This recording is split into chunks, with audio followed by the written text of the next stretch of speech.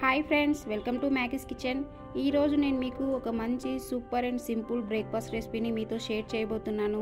అదేనండి రాయలసీమ స్పెషల్ ఉగ్గాని బజ్జీ. నాకు తెలిసి ఈ రెసిపీ మన తెలంగాణలో చాలా తక్కువ మందికి ఐడియా ఉంటుంది. ఈ రెసిపీకి మా ఫ్రెండ్స్లో చాలామంది ఫ్యాన్స్ ఉన్నారండి. మరి ఈ సింపుల్ బ్రేక్ఫాస్ట్ని ఎలా ప్రిపేర్ చేసుకోవాలో చూద్దామా. ఇప్పుడు ఒక మిక్సీ గిన్నెలోకి ఒక అరకప్పు వరకు పుట్నాలు వేసుకోండి. ఇందులోనే కొద్దిగా ఉప్పు అలాగే కొద్దిగా కారం వేసి ఈ పుట్నాలని ఫైన్గా గ్రైండ్ చేసి తీసుకోవాలండి. మనం ఇందులో కొద్దిగా ఉప్పు కారం వేసి గ్రైండ్ చేయడం వల్ల మనకి ఈ పుట్నాల పౌడర్ అనేది మరీ చప్పగా లేకుండా కొంచెం టేస్టీగా వస్తుంది. చూడండి, ఇలా గ్రైండ్ చేసుకున్నాక దీనిని ఒక గిన్నెలోకి వేసి రెడీగా పక్కన పెట్టుకోవాలి. ఇప్పుడు ఒక కడాయిలోకి 2 లేదా 3 టేబుల్ స్పూన్ ఆయిల్ పోసుకోండి. మనకి ఈ కడాయి సైజ్ అనేది కొంచెం పెద్దగా ఉండాలండి, ఎందుకంటే బొరుగులను మిక్స్ చేసేటప్పుడు ఈజీగా ఉంటుంది. ఇప్పుడు ఆయిల్ హీట్ అయినాక ఇందులోకి పోపు వేసుకోవాలి. ఇక్కడ పోపు వచ్చేసి మినపప్పు, శనగపప్పు, ఆవాలు, జీలకర్ర వేస్తున్నాను. ఇప్పుడు ఇదంతా ఒకసారి కలుపుకోండి. ఈ పోపు కాస్త ఎర్రగా అయినాక ఇందులోకి ఒక 2 సన్నగా కట్ చేసుకున్న ఉల్లిపాయ ముక్కలు వేసుకోవాలి. ఉల్లిపాయ ముక్కలు మనకి ఫ్రై అవ్వాల్సిన పని లేదండి, జస్ట్ పచ్చివాసన పోతే సరిపోతుంది. అలాగే ఇందులోనే ఒక 2 సన్నగా కట్ చేసుకున్న టమాటో ముక్కలు కూడా వేసుకోవాలి. ఇదంతా తొందరగా మగ్గాలంటే ఒక 1/2 టీ స్పూన్ ఉప్పు అలాగే ఒక 1/2 టీ స్పూన్ పసుపు కూడా వేసి కలుపుకోవాలి.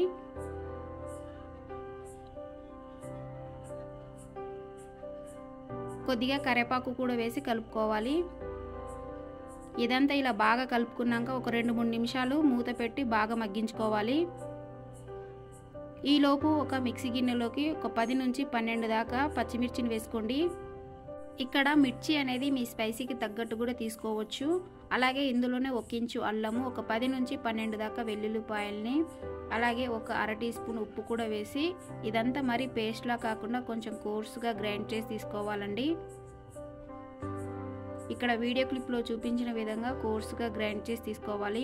మనం ఇది గ్రైండ్ చేసేటప్పుడు ఇందులో కొద్దిగా ఉప్పు వేసి గ్రైండ్ చేసాం కదా, అలా ఉప్పు వేసి గ్రైండ్ చేయడం వల్ల మనకి ఈ మిర్చి అనేది కలర్ చేంజ్ అవ్వకుండా ఉంటుంది. మీరు ఈ పేస్ట్కు బదులుగా పచ్చిమిర్చి ముక్కలైనా తీసుకోవచ్చు. చూడండి, ఇక్కడ 2-3 నిమిషాల తర్వాత మనకి ఇదంతా కాస్త సాఫ్ట్గా ఉడికింది కదా. ఇప్పుడు ఇదంతా ఒకసారి కలుపుకోండి. ఇప్పుడు ఇందులోకి మనము గ్రైండ్ చేసి పెట్టుకున్న పచ్చిమిర్చి పేస్ట్ని కూడా వేసి కలుపుకోవాలి.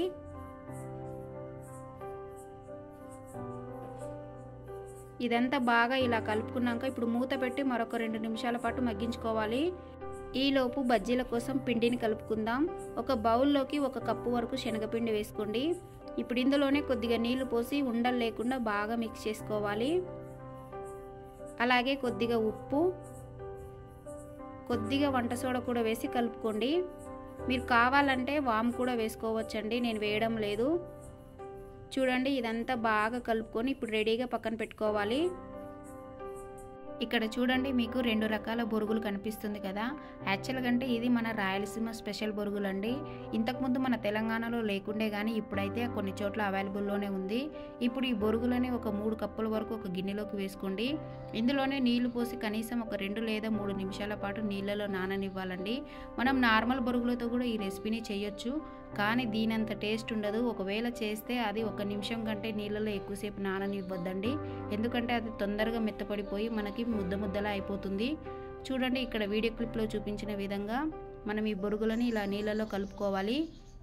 మీరు బొరుగులను నానబెట్టుకునేటప్పుడు గిన్నె సైజ్ అనేది కాస్త పెద్దగా ఉండేటట్టు చూసుకోండి. చూడండి, మనకి బొరుగులు ఇలా నానినాక ఇలా అవుతుందన్నమాట. ఇప్పుడు ఒకసారి గ్రేవీని చూసుకుందాం రండి. చూడండి, మనకి గ్రేవీ అనేది ఇలా అయింది కదా, ఆయిల్ మొత్తం ఇలా పైకి తేలింది కదా. ఇప్పుడు ఇదంతా ఒకసారి ఇలా కలిపేసుకోండి.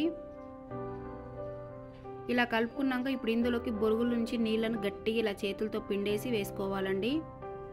బొరుగులు మొత్తం వేసేసుకున్నాక ఇదంతా బాగా కలుపుకోవాలండి. చూడండి, ఇదంతా బాగా కలుపుకున్నాక ఇప్పుడు దీనిపై నుంచి సన్నగా తరిగిన కొత్తిమీరని అలాగే మనము ఇందాక గ్రైండ్ చేసి పెట్టుకున్నాం కదా పుట్నాల పొడి కూడా వేసి వెంటనే స్టవ్ ఆఫ్ చేసేసుకోవాలి. ఇప్పుడు బజ్జీల కోసం మనం ముందు కలిపి పెట్టుకున్న శనగపిండిలోకి ఇప్పుడు ఒక్కొక్క మిర్చిని ఇలా డిప్ చేసి డీప్ ఫ్రైకి సరిపడా ఆయిల్ తీసుకొని ఆయిల్ బాగా హీట్ అయినాక ఇందులోకి ఒక్కొక్కటిగా నెమ్మదిగా వేసుకోవాలండి. ఇక్కడ వీడియోలో చూపించిన విధంగా ఇక్కడ మనం బజ్జీలను ఫ్రై చేసుకునేటప్పుడు ఫ్లేమ్ని హైలోనే పెట్టుకొని ఫ్రై చేసుకోవాలండి. అప్పుడే మనకి బజ్జీలు అనేది క్రిస్పీగా వస్తుంది. చూడండి, ఒక 2 నిమిషాల తర్వాత మనకి ఇక్కడ బజ్జీల కలర్ అనేది చేంజ్ అయింది కదా. ఇప్పుడు వెంటనే పక్కకు తీసేసుకోవాలండి. మిగతా బజ్జీలను కూడా ఇలానే వేసేసుకోవాలి. అంతే అండి, super and tasty Rayalaseema special ఒగ్గాని బజ్జీ రెడీ అయిపోయింది. ఈ ఒగ్గానికి కాంబినేషన్ ఈ బజ్జీలే అన్నమాట. అయితే మీరు కూడా డెఫినెట్గా ఓసారి ఇలా ట్రై చేయండి. ట్రై చేశాక మీకు ఎలా కుదిరిందో నాతో షేర్ చేసుకోవడం అస్సలు మర్చిపోవద్దు. ఇది చాలా ఇన్స్టెంట్ బ్రేక్ఫాస్ట్ అండి. టైం కూడా పెద్దగా పట్టనే పట్టదు. అలాగే పైనుంచి కొద్దిగా పుట్నాల పొడిని, ఒక అరచెక్క నిమ్మరసాన్ని కూడా పిండుకొని తీసుకోండి. మరి ఇలాంటి ఎన్నో టేస్టీ అండ్ సింపుల్ రెసిపీస్ మీ వరకు చేరాలంటే ఏం చేయాలో తెలుసు కదా. సబ్స్క్రైబ్ చేసుకోండి, పక్కనే ఉన్న బెల్ ఐకాన్ని యాక్టివేట్ చేసుకోండి. Thank you for watching.